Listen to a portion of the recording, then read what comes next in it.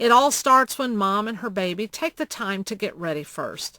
That means getting comfortable with pillows for extra support if they need it. It also means making sure the baby is ready too.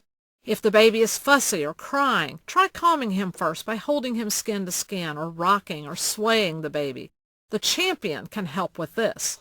One of the best ways to latch the baby in the hospital is to use a laid-back breastfeeding position. This means lowering the mother's bed rail so she's semi-reclined. The baby is then placed on top of the mother's body so that his body is fully touching his mother's body. This helps the baby work with gravity rather than fighting against it. This full body touch also triggers special sucking and feeding instincts so the baby can latch better. For mom, this laid-back position is much more comfortable. She doesn't have to lean over the baby or put stress on her back, her neck, or her arms. Both she and her baby can now relax and enjoy the feeding. To be sure the baby is latched well, here are just a few things to look for. First of all, hold the baby so he's close to mom.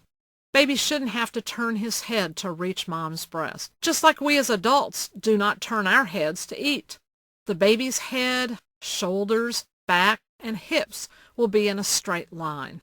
Mom can support the baby's shoulders so his head tilts back a little and his nose is pointing toward mom's nipple.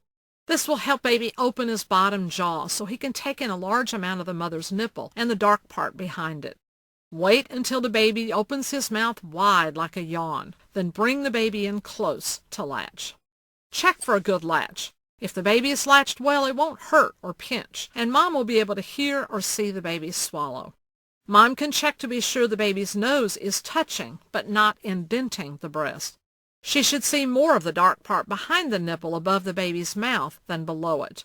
Her champion can check to be sure that the baby's lips are flared out like fish lips. If it doesn't feel right, the parent should call the nurse for help. There are lots of other ways to hold the baby, but in the hospital, it's best to start with this laid-back breastfeeding approach. Moms who have had a C-section can place their baby above their incision or can be taught the clutch hold, feeding the baby from their side. This will help take the pressure away from their incision. Other holds, such as the cross-cradle hold, side-lying, and cradle hold, can be taught before mom leaves the hospital to try out at home.